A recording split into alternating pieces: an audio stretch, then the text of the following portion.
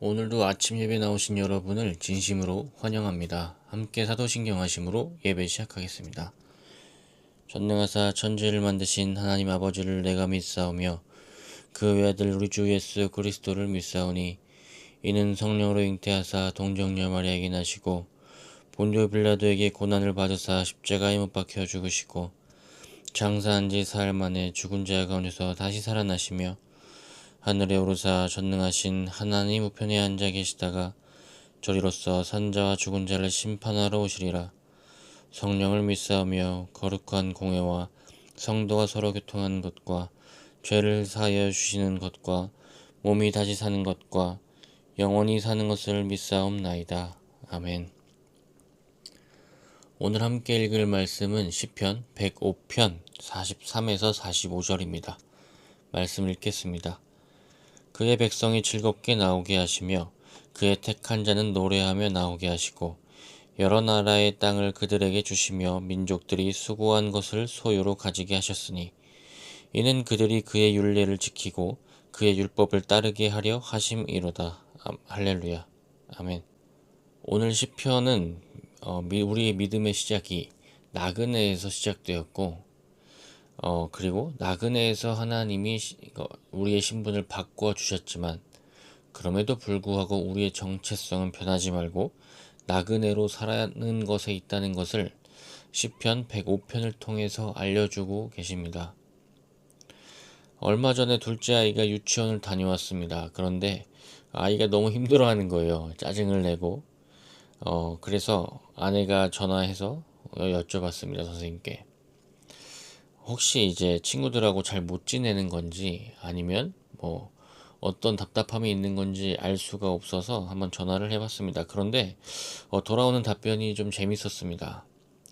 유치원을 가면 이제 그 시기에는 발달이 조금 느린 애들이 있고 조금 빠른 애들이 있는데 조금만 느리고 조금만 빨라도 차이가 크지 않습니까? 그러다 보니까 유독 키도 작고 말도 서툰 아이가 한 명 있어요. 근데 그 아이가 하준이가 마음에 들었나 봐요. 그래서 졸졸 따라다니면서 자꾸 산타 모자를 쓰라고 이렇게 한 거예요. 그런데 이 친구가 말하면 또 다 들어주고 그 앞에 앉아서 재롱도 피워준다는 거예요. 그리고 소방훈련 할 때도 그 친구가 이제 나가는 것을 보고 따라 나가거나 이렇게 하는 것을 설명을 해주시면서 아마 피곤했을 거다 오늘. 이 아이가 왜 이렇게 스윗하냐는 이야기를 하는 거예요. 그래서 저와 아내는 이 선생님이 그 스크림하고 스윗을 헷갈린 건 아니겠지라고 하면서 이야기를 했습니다. 그래서 아이한테도 물어봤죠. 근데 진짜 그런 이야기가 맞더라고요. 그래서 그 이야기가 참 저희 부부한테는 참 낯설었습니다. 집에서는 전혀 그런 아이가 아니거든요. 누나 거를 일단 뺏어요. 그리고 마음대로 안 되면 울고 좀 눈치 좀 주고 알려주려고 하면 입 모양이 그냥 악이에요. 악으로 이제 입 모양이 잡혀 있어요. 이제 그래서 뭐 딱 하면 이제 소리가 나오고 이제 울음이 나오는 그런 아이거든요. 그래서 이제 자세하게 얘기를 하면서 물어봤더니 정말로 이제 그 아이를 도와주고 그 아이가 좋다고 나를 좋아해서도 좋다 뭐 이러면 이야기를 하면서 그래서 저희는 이제 얘기를 했죠. 그 친구랑 있기가 힘들면 굳이 같이 있지 않아도 된다. 아니면 다른 데 가서 좀 놀다가 쉬다가 조금씩만 놀아주면 되는 거 아니겠냐. 너무 힘들면 그러지 마라 이야기를 했어요. 그런데 그러고 싶진 않대요. 귀엽대요. 사랑스럽대요. 뭐 그래서 알았다고 그 좀 더 해봐라 뭐 이런 이야기를 했는데 조금 있다가 제가 방에 들어와서 생각을 하는데 그런 생각이 들더라고요. 제가 얼마 전에 기도를 한 게 있었거든요. 제 자녀들이 복음과 사랑은 반드시 깨닫게 도와달라고 제 힘으로 할 수 없는 것 같으니 좀 도와달라고 기도를 했습니다. 그리고 나서 그 생각이 들었어요. 아, 사랑은 약자에게 가서 배우는 거구나. 집에서는 막내다 보니까 사랑을 받고 힘을 이해해요. 그런데 자신보다 약한 자들에게 가서 사랑을 배우고 힘을 조절할 때 오는 즐거움을 맛봅니다. 저도 믿음을 처음 가지게 되었을 때를 되돌려 보면 집에서 저도 이제 귀여운 막내였지 않습니까? 사랑을 받고 이제 사랑을 하는 법을 잘 몰랐던 것 같아요. 어, 그런데 제가 처음 믿음을 가지게 된 근처의 시간에 꽃동네 가서 봉사활동을 한 시간이 있어요. 그 시간이 잊혀지지 않아요. 여러 장애가 있는 분들을 돌보면서 선함이 얼마나 필요한지를 배웠습니다. 그리고 거기서 얻는 사랑함의 즐거움을 배웠던 것 같아요. 그래서 오늘 시편을 읽으면서 그 생각이 나고, 하준이에게 있었던 일도 생각이 나면서 하나님은 정말로 나그네를 지키시고 나그네로 살아가는 우리로 하여금 나그네를 찾아가도록 하시면서 우리가 노래하도록 하시는 하나님이라는 고백을 했습니다. 그리고 오늘 말씀을 읽는데 이제 스캇 솔즈라는 목사님이 계세요. 이분이 쓴 책이 이제 선에 갇힌 인간, 선 밖의 예수라는 책이 있습니다. 지금도 이제 교보문고의 베스트셀러로 있을 정도로 나온 지 꽤 됐는데 참 인기가 있는 책이고 인사이트가 있는 책입니다. 근데 이 책에서 이야기하는 건 예수님은 선 밖에 계시다는 거예요. 그런데 이 선은 낮은 곳으로 가는 선입니다. 선을 그어놨는데 그 선을 우리는 넘지 않고 그 안에서 찬양하고 있다는 거예요. 그러나 그 선은 사랑을 배우는 시작선입니다. 믿음의 끝선이라고 생각하는 게 우리에겐 사랑을 배우는 시작선일 수 있다는 것을 우리는 염두에 둬야 된다는 것입니다. 예수님은 선을 넘어서 들어오지 않으셨는데 우리는 그 선 안에서 찬양한다는 거죠. 그리고 그런 사람이 대표적으로 바리새인이 있습니다. 여러분은 낮은 곳에 가실 준비가 되셨습니까? 우리는 낮은 곳으로 가야 합니다.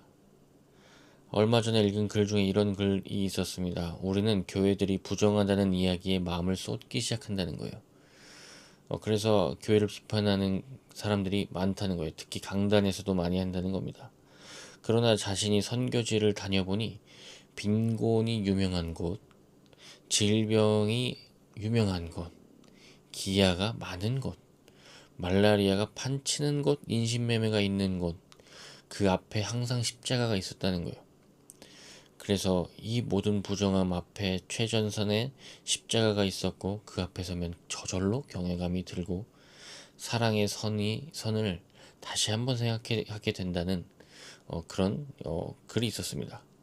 근데 이 글도 사실 스캇 솔즈 목사님이 이제 쓴 글에 있는 건데 그런데 여전히 이런 모든 사실들을 잊은 채 우리가 대형 교회의 단점을 찾아다니며 이전 교회를 비판한다면 자신은 그 앞에서 이제 구역질이 난다고 이야기를 했습니다. 왜냐하면 뭐 그 단체들 십자가에 가장 앞서 있는 단체들이 그런 또 교회들의 도움을 받으니 우리가 선 안에서 비판할 게 아니고 선 밖에 서서 예수님이 필요한 자녀한테 가야 된다는 이야기를 하는 거였어요.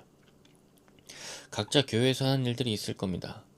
저는 군대에서 있을 때 이제 GOP에 있었으니까 항상 최전방에 있었는데 항상 귀찮은 존재들이 있었어요. 뭐냐면 들어오면 이제 신분 보안 검사를 해야 됩니다. 한 명 한 명 해야 되거든요.